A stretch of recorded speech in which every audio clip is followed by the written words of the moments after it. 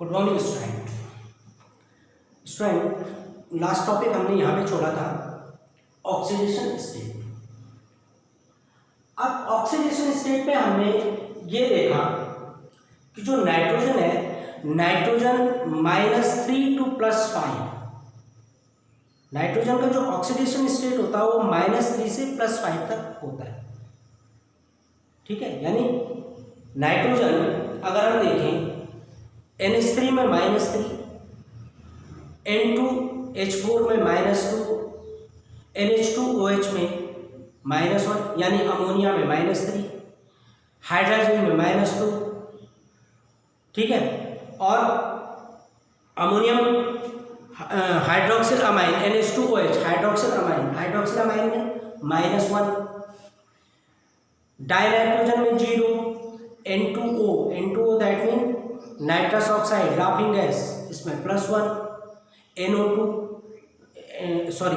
Nitric oxide +2, HNO2 nitrous acid HNO2 इसमें +3, NO2 में +4 और HNO3 में +5 ऑक्सीडेशन स्टेट होते हैं नाइट्रोजन।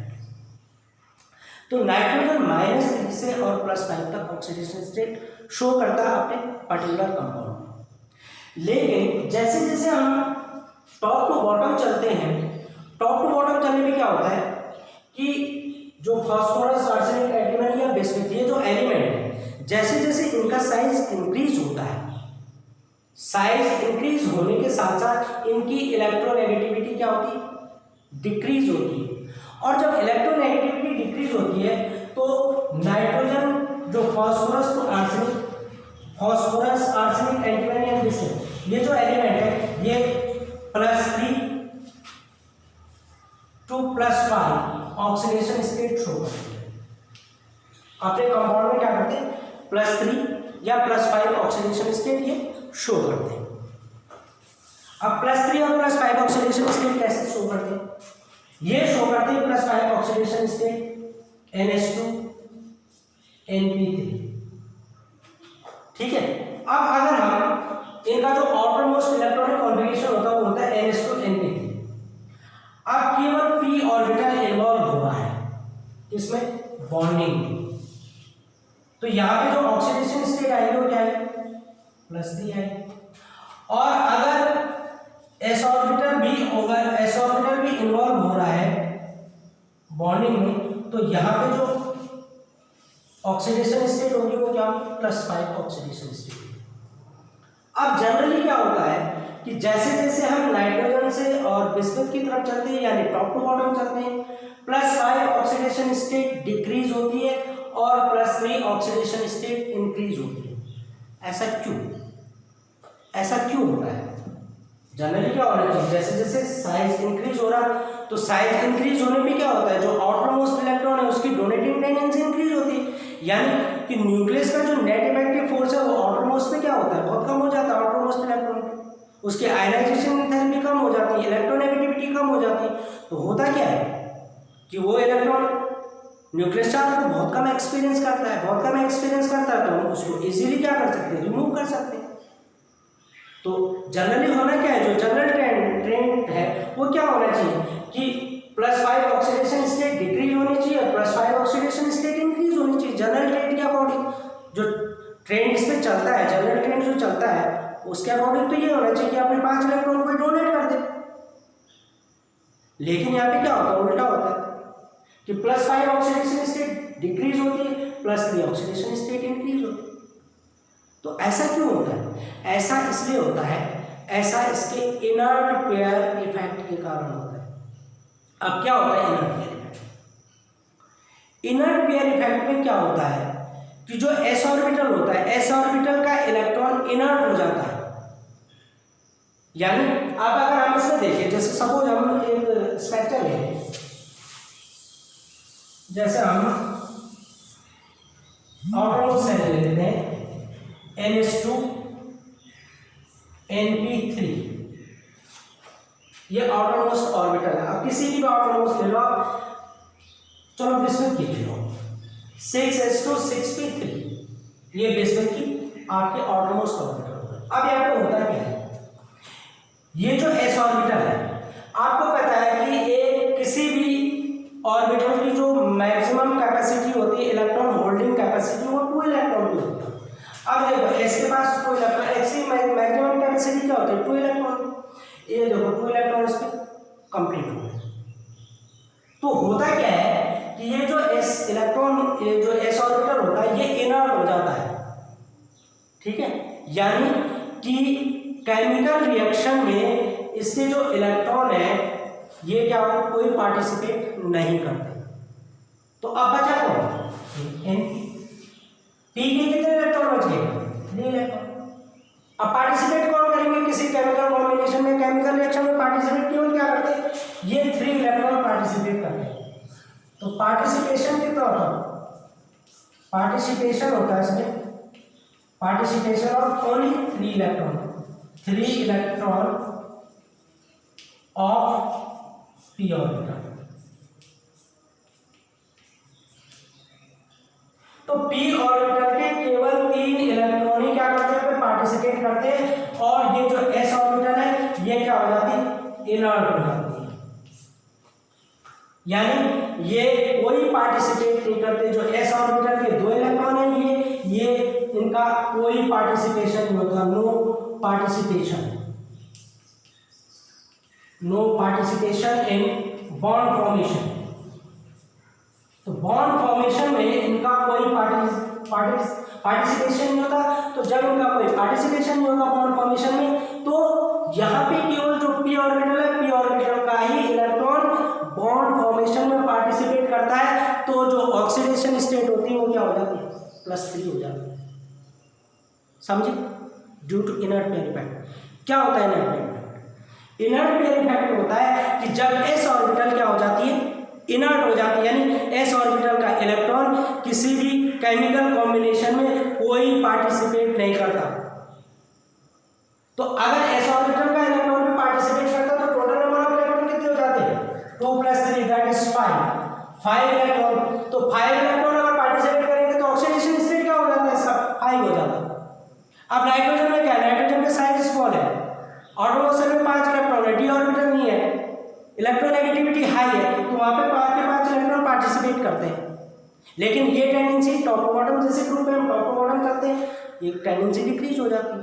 और बिस्मिल में आते आते बिल्कुल ही डिक्रीज हो जाते हैं। बिस्मिल जनरली +5 ऑक्सीडेशन स्टेट नहीं दिखाता, जनरली इसके कंपाउंड नहीं है, केवल एक कंपाउंड है इसका BiFi, बिस्मिल पेंटाफ्लोराइड, जो कि स्टेबल होता है, अदरवाइज नहीं है। तो ऐसा क्यों होता है, आप देखो इसका रीजन देखो कि ऐसा क्यों होता है, कि क्यों ये पार्टिसिपेट नहीं करते हैं, जो एंटीमनी या बेसिक है ये क्यों पार्टिसिपेट नहीं करते हैं। इसका जो एस ऑर्बिटल है वो बॉन्ड फॉर्मेशन में क्यों पार्टिसिपेट नहीं करता। अब देखो ये न्यूक्लियस है, सपोज हम बिस्मिल का नहीं लिखा है,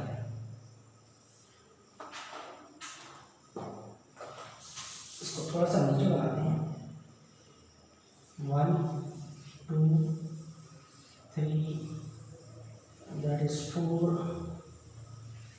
5 and it is 6। ये हो गया आपकी नंबर ऑफ सेल, ये हो गया आपका बिस्मिल का इलेक्ट्रॉन, KLMNOP। बिस्मिल का टोटल नंबर ऑफ सेल कितनी होंगी आपकी, 6। तो 1 2 3 4 5 6। अब यहाँ जो ऑर्बिटल है इस सेल में क्या होगा, ऑर्बिटल होगी। इस सेल में कौन कौन से ऑर्बिटल है, इस सेल में एक एस ऑर्बिटल होगा, एक पी होगा, एक डी होगा और एक एफ होगा। सेम यही किसके होंगे, इस सेल के होंगे, sp_d। ठीक है, अब ये देखो इस सेल में देखो ये छठी, ये पांचवी, चौथी में भी क्या होगा, sp_d होंगे। थर्ड में क्या होंगे, sp and d। यहाँ पे क्या होंगे, s and p, और यहाँ पे केवल क्या होगा, s ऑर्बिटल। तो फर्स्ट जो सेल होती है, फर्स्ट सेल का जनरली कोई ऑर्बिटल नहीं होता, पर फिर हम मान के चलते हैं कि इसका s ऑर्बिटल होगा। वैसे जनरली इसका कोई ऑर्बिटल होता नहीं है, इसका फर्स्ट सेल का। फर्स्ट सेल में 2 इलेक्ट्रॉन होते हैं, तो उनको हम एक जनरल वे में ले लेते हैं कि भाई s ऑर्बिटल का इलेक्ट्रॉन जनरली होता है। अब यहाँ पे s और p ऑर्बिटल, थर्ड में sp3 sp_d, फोर्थ में sp_df, फिफ्थ में sp_df, सिक्स्थ में sp_df। ये आपका क्या है, इलेक्ट्रॉनिक कॉन्फ़िगरेशन है आपकी, और ये आपकी ऑर्बिटल्स है। अब देखो होता क्या है कि अगर हमें ये देखना है, ये देखो ये कोई आउटरमोस्ट इलेक्ट्रॉन है, ये देखो, ठीक है, 5 इलेक्ट्रॉन है इसके आउटरमोस्ट सेल में, ठीक है। अब आउटरमोस्ट सेल में 5 इलेक्ट्रॉन है, तो इसको हम थोड़ा सा इस तरीके से दिखा लें कि ये जो आपकी 6th ऑर्बिटल है, इसका 6 सेल है, इसके ऑर्बिटल हो गए आपके, ये हो गया आपका s ऑर्बिटल, और इसके बाहर आप p ऑर्बिटल मान के चलिए, ये आपका p ऑर्बिटल, ठीक है। 6 सेल का ये सेल नहीं है, ये ऑर्बिटल है, ठीक है। ये जो दोनों हमने लिए, ये क्या है, ऑर्बिटल है। और किसके ऑर्बिटल मान के चल रहे हैं, ये मान के चल रहे हैं 6th सेल के ऑर्बिटल, ये है 6th सेल ऑर्बिटल। अब ध्यान रखो, मैं जिस चीज को मेन कहना चाह रहा हूं उसको समझो। ये आपकी 6th सेल है आपकी, ये वाली सेल हम केवल अभी 6 सेल देख रहे हैं, और ये 6 सेल का सपोज ये s ऑर्बिटल है, और ये जो बाहर है p ऑर्बिटल है। s ऑर्बिटल में कितने इलेक्ट्रॉन है, इसके s ऑर्बिटल में 2 इलेक्ट्रॉन है, और जो p ऑर्बिटल है, p में कितने इलेक्ट्रॉन है, 3 इलेक्ट्रॉन है, ये हमें पता है, ठीक है। ऐसे ही क्या होगा, फिफ्थ में भी sp_df सेल सब सेल होगी, यानी ऑर्बिट होगी। ऐसे sp_d थर्ड में होगी, sp सेकंड में, फर्स्ट का कोई ये। अब होता क्या है कि जैसे जैसे नंबर ऑफ सेल इंक्रीज होती जाती है, जैसे जैसे नंबर ऑफ सेल इंक्रीज होती हैं, वैसे वैसे एटॉमिक रेडियस भी इंक्रीज होती है। और जब एटॉमिक रेडियस इंक्रीज होगी, तो जो आउटर मोस्ट सेल है वो न्यूक्लियस से दूर होती जाएगी। जब वो न्यूक्लियस से दूर होगी, तो न्यूक्लियस का जो नेट इफेक्टिव चार्ज है या इफेक्टिव न्यूक्लियर चार्ज है, वो क्या होगा, वो भी कम होगा, डिक्रीज होता जाएगा। फर्स्ट थिंग से दूसरा मेन जो रीजन है वो क्या होता है, अब देखो अगर हम इसे देखें, ये देखो ये s ऑर्बिटल है, p ऑर्बिटल। अब ये देखो यहाँ पे जो ऑर्बिटल है, ये देखो कौन से, sp, d और f। जो d और f ऑर्बिटल का शील्डिंग इफेक्ट होता है। अब ये देखो ये जो सेल है, ये न्यूक्लियस के, सपोज यहाँ पे ये इलेक्ट्रॉन है, इस इलेक्ट्रॉन को हम देख रहे हैं, ये है आपका इलेक्ट्रॉन, इस इलेक्ट्रॉन को हम देख रहे हैं कि इसमें न्यूक्लियस का इफेक्टिव चार्ज कितना होगा। अब ये देखो पहली सेल किसका काम करेगी, ऑब्स्टिकल, रोक रही है न्यूक्लियस के नेट इफेक्टिव फोर्स को, फिर ये सेल रोक रही है, फिर ये रोक रही है, फिर ये रोकेगी, then this one and then last. अब ये देखो यहां से यहां तक इसके फोर्स को कितने ऑब्स्टिकल आ रहे हैं, 1 2 3 4, यानी सेल क्या करती है, ऑब्स्टिकल का काम करती है। इसे क्या कहा जाता है, शील्डिंग इफेक्ट। क्या कहा जाता है इसे, शील्डिंग इफेक्ट। कि आउटर मोस्ट इलेक्ट्रॉन क्यों कम एक्सपीरियंस करता है न्यूक्लियस के नेट इफेक्टिव चार्ज को, ड्यू टू शील्डिंग इफेक्ट। कि वहां पे क्या आ जाता है, शील्डिंग इफेक्ट। जो सेल होती है वो शील्ड का काम करती है, इफेक्टिव न्यूक्लियर चार्ज को रोकती है। अब यहाँ पे क्या होता है कि जो ये शील्डिंग इफेक्ट है, वो जो डी ऑर्बिटल होते हैं, D and F, in D और एफ ऑर्बिटल का जो शील्डिंग इफेक्ट होता है, वो क्या होता है, पोअर शील्डिंग इफेक्ट होता है। बल्कि इसको यहाँ लिखें, डी और एफ का जो शील्डिंग इफेक्ट होता है वो क्या होता है, पोअर शील्डिंग इफेक्ट होता है, ठीक है। डी एंड एफ ये जो ऑर्बिटल है, इनका क्या होता है, पुअर शील्डिंग इफेक्ट होता है।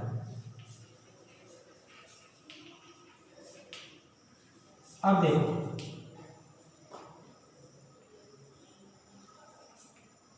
अब पुअर शील्डिंग इफेक्ट के कारण क्या होता है, डी और एफ ऑर्बिटल जब पुअर शील्डिंग इफेक्ट दिखाएंगी, तो ये जो न्यूक्लियस है, ये जो इलेक्ट्रॉन है, सपोज ये इलेक्ट्रॉन एस ऑर्बिटल का है, किसका है इलेक्ट्रॉन, एस ऑर्बिटल में, ठीक है। ये इलेक्ट्रॉन हम क्या मान लें, ये इलेक्ट्रॉन एस ऑर्बिटल का है। अब डी और एफ का शील्डिंग इफेक्ट क्या है, पुअर है। पुअर शील्डिंग इफेक्ट के कारण ये जो इलेक्ट्रॉन है, ये इस न्यूक्लियस के इफेक्टिव चार्ज को ज्यादा एक्सपीरियंस करेगा। क्यों, क्योंकि डी और एफ का जो शील्डिंग इफेक्ट है वो पुअर है। जनरली क्या होता है कि जैसे जैसे सेल बढ़ती है शील्डिंग इफेक्ट इंक्रीज लेकिन जो डी और एफ ऑर्बिटल होती है उनका शील्डिंग इफेक्ट एस और पी से बहुत कम होता है, बहुत पोर शील्डिंग इफेक्ट होता है। तो ये जो इलेक्ट्रॉन है ये न्यूक्लियस का इफेक्टिव चार्ज ज्यादा एक्सपीरियंस करता है, तो ये क्या होता है न्यूक्लियस की तरफ खींच जाता है। कौन सा? ये जो एस ऑर्बिटल का इलेक्ट्रॉन है। अब एस ऑर्बिटल में कितने? 2 इलेक्ट्रॉन है। तो न्यूक्लियस के इफेक्टिव न्यूक्लियस चार्ज को ये क्या करते हैं ज्यादा एक्सपीरियंस करते हैं, और ये क्या हो जाता है एस ऑर्बिटल का इलेक्ट्रॉन इनर्ट हो जाता है, यानी ये क्या नहीं करता, फिर ये किसी केमिकल रिएक्शन में कोई पार्ट नहीं लेता, कोई हिस्सा नहीं लेता, ये इनर्ट हो जाता है। इसके कारण, इस इफेक्टिव न्यूक्लियर चार्ज के कारण क्यों होता है? क्योंकि यहाँ पे डी और एफ ऑर्बिटल का जो शील्डिंग इफेक्ट है वो पोर शील्डिंग इफेक्ट, इस पोर शील्डिंग इफेक्ट के कारण जो एस ऑर्बिटल का इलेक्ट्रॉन है वो इनर्ट हो जाता है और किसी भी केमिकल रिएक्शन में कोई भी पार्टिसिपेट नहीं करता। ठीक है, इसे ही क्या कहते हैं? इसे ही कहा जाता है इनर्ट पेयर इफेक्ट। अब बचा पी ऑर्बिटल का इलेक्ट्रॉन। अब पी ऑर्बिटल में कितने इलेक्ट्रॉन बचे? 3 इलेक्ट्रॉन। पी ऑर्बिटल में कितने इलेक्ट्रॉन बचे? 3। तो अब पार्टिसिपेट कौन करेंगे? पार्टिसिपेट कौन करेंगे? 3 इलेक्ट्रॉन्स ऑफ पी ऑर्बिटल। तो पी ऑर्बिटल के केवल 3 इलेक्ट्रॉन क्या करेंगे? यहाँ पार्टिसिपेट करेंगे किसी भी केमिकल रिएक्शन में, किसी भी केमिकल कॉम्बिनेशन में। तो ऑक्सीडेशन स्टेट क्या हो जाएगा? +3 हो जाएगा। तो यही रीजन है कि जैसे जैसे हम टॉप टू बॉटम चलते हैं, टॉप टू बॉटम चलने पे क्या होता है, जो डी और एफ का शील्डिंग इफेक्ट होता है वो पोर शील्डिंग इफेक्ट होता है, और पोर शील्डिंग इफेक्ट के कारण जो एस ऑर्बिटल है वो इनर्ट हो जाती है। केवल पी ऑर्बिटल ही किसी केमिकल रिएक्शन में पार्टिसिपेट करती है। तो इसलिए जो लोअर मेंबर है यानी एंटीमनी और बिस्मुथ है ये +5 ऑक्सीडेशन स्टेट जनरली शो नहीं करते। ठीक है, बिस्मुथ तो नहीं करता। बिस्मुथ में केवल मैंने एक चीज बताया आपको कि बिस्मुथ में केवल जो बिस्मुथ पेंटाक्लोराइड है यानी BiF5 यही क्या होता है स्टेबल होता है, बाकी नहीं होता। और ये स्ट्रॉन्ग रिड्यूसिंग एजेंट होता है। ये क्या होता है? स्ट्रॉन्ग रिड्यूसिंग एजेंट, यानी बिस्मुथ क्या है अपनी ये जो यहाँ पे जो इसकी ऑक्सीडेशन स्टेट है, ऑक्सीडेशन स्टेट ऑफ Bi यहाँ पे कितनी हो जाएगी? ये +5 ऑक्सीडेशन स्टेट है। ठीक है, बिस्मुथ क्या होता है +5 ऑक्सीडेशन स्टेट से +3 ऑक्सीडेशन स्टेट में रिड्यूस कर देता है, इसका रिडक्शन ये रिड्यूस कर देता है। और क्या होता है Bi फिर इजीली किस में कन्वर्ट हो जाता है? Bi थर्ड में कन्वर्ट हो जाता है। ठीक है, तो इसीलिए बिस्मुथ फिर जो भी है, बिस्मुथ फिर क्लोराइड हो फ्लोराइड हो जो भी कंपाउंड हो वो क्या होता है स्ट्रॉन्ग ऑक्सीडाइजिंग एजेंट होता है। बिस्मुथ फिर क्या होता है? ये स्ट्रॉन्ग ऑक्सीडाइजिंग एजेंट होता है, स्ट्रॉन्ग ऑक्सीडाइजिंग एजेंट, क्योंकि ये इजीली किसमें टूट जाता है? बिस्मुथ थर्ड में ये कन्वर्ट हो जाता है। तो ये स्ट्रॉन्ग क्या है? ऑक्सीडाइजिंग एजेंट है, बजाय किससे? एंटीमनी फिफ्थ से। तो ये है ऑक्सीडेशन स्टेट और इनर्ट पेयर इफेक्ट। तो इसको थोड़ा सा ध्यान से समझना। तो ये चीजें है आपकी ऑक्सीडेशन स्टेट के। अब हम करेंगे इसमें हाइड्राइड। कौन सी फॉर्मेशन करेंगे हम इसकी? हाइड्राइड फॉर्मेशन कि जो नाइट्रोजन रिंग है वो हाइड्रोजन के साथ रिएक्ट करके क्या बनाती है? हाइड्राइड बनाती है। और ये जो हाइड्राइड है इनकी जो प्रॉपर्टीज है वो क्या क्या है ये हम अभी इसमें पढ़ेंगे। ठीक है, तो बच्चों reactivity toward hydrogen, reactivity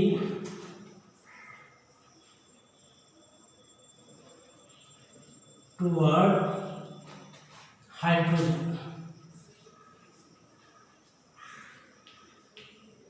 that means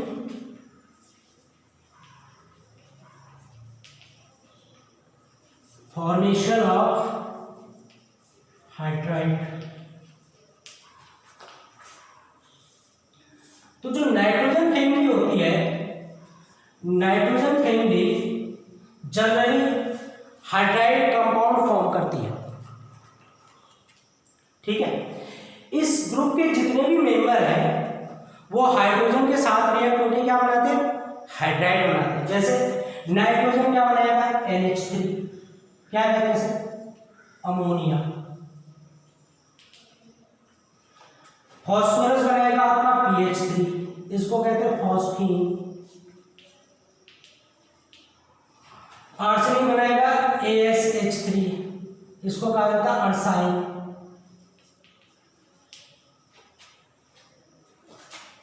antimony बनाता है SbH3, स्टीबिन, StIBIN।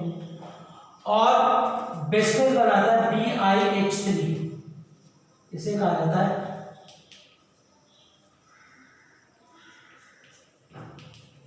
बिस्मिथ। तो हाइड्रोजन के साथ रिएक्ट होके नाइट्रोजन अमोनिया बनाएगा, फॉस्फोरस PH3, फॉस्फीन बनाता है आर्सेनिक, अर्साइन बनाता है एंटीमनी, स्टीबिन, और बिस्मिथ, ये कौन बनाता है, बिस्मिथ बनाता है। तो जनरली जो अमोनिया और फॉस्फीन है ये हमें कहाँ से मिलते हैं, ये देखो कैसे मिलते हैं हमें अमोनिया और फॉस्फीन। अगर हम करस्पॉन्डिंग हाइड्राइड या करस्पॉन्डिंग फॉस्फाइड को वाटर के साथ ट्रीट करते हैं तो हमें क्या मिलते हैं, अमोनिया और फॉस्फीन मिलते हैं। ठीक है, when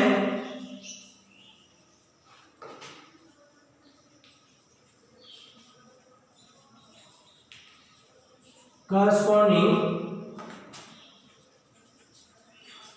metal nitride और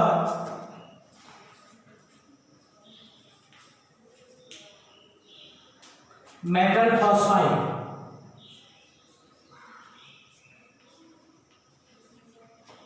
react with water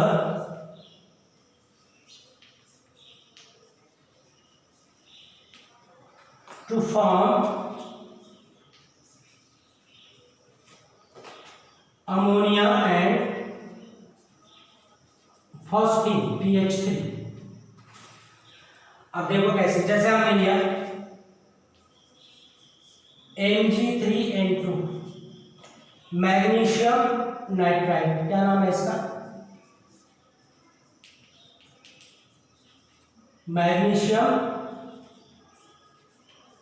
nitride plus H2O two gives क्या देना है, MgOH whole twice plus NH3। ये देखो मिलेगा हमें अमोनिया।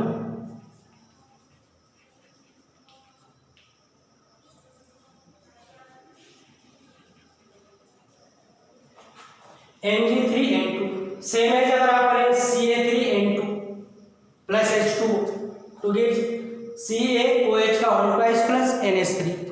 और अगर हमें फॉस्फीन बनाना है तो जैसे हम कैल्शियम फॉस्फाइड लेंगे Ca3P2, ये आपका कैल्शियम फॉस्फाइड।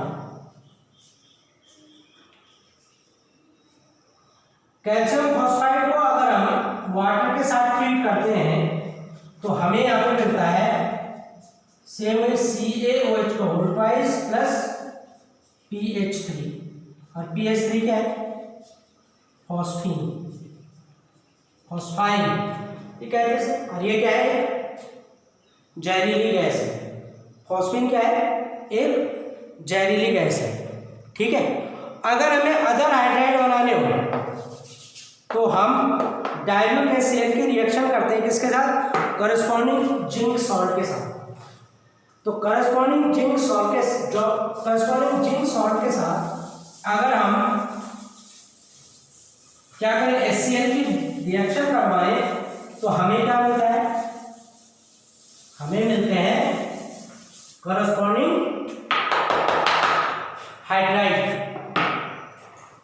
तो हम इसको कैसे लिखेंगे, इसको हम ऐसे लिखेंगे,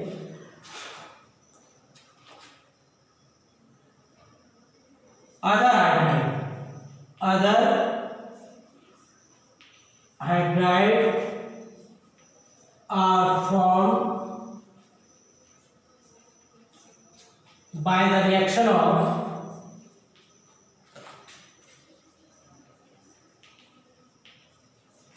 corresponding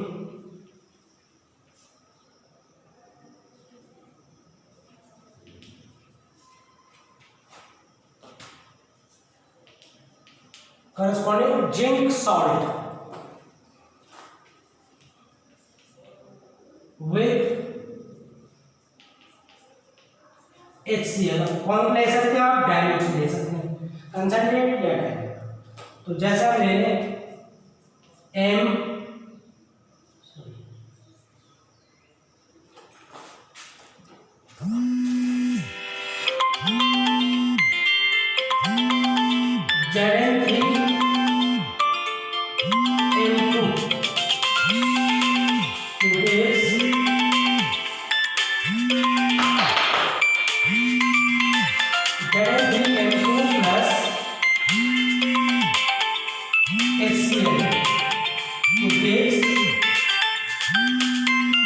ये देगा आपको MH3 प्लस ZnCl2,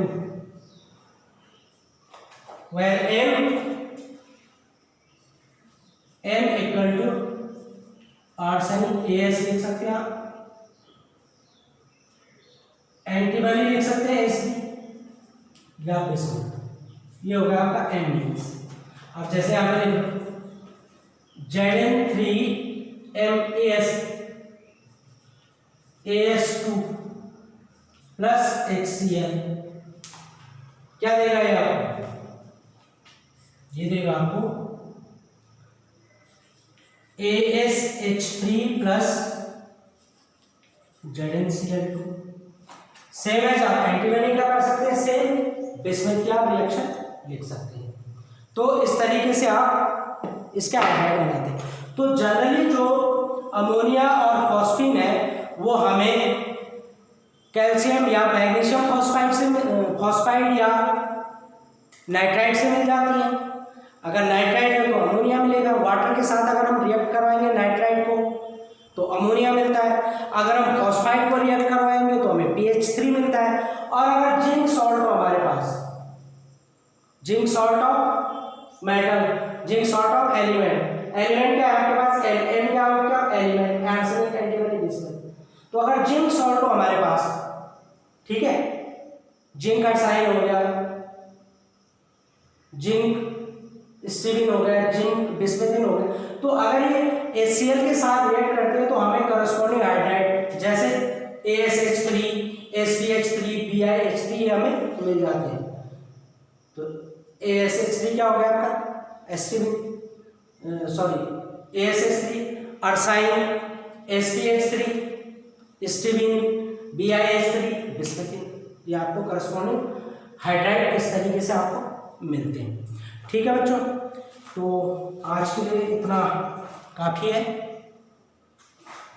ओके, बाकी हम नेक्स्ट टॉपिक में पढ़ेंगे। अब इसके हाइड्राइड के स्ट्रक्चर पढ़ेंगे हम, स्ट्रक्चर ऑफ हाइड्राइड, उसके बाद इसकी हम रिएक्टिविटी पढ़ेंगे कि इसके हाइड्राइड के क्या कैरेक्टर हैं, इसकी क्या रिएक्टिविटी। ठीक है, okay, till then good bye.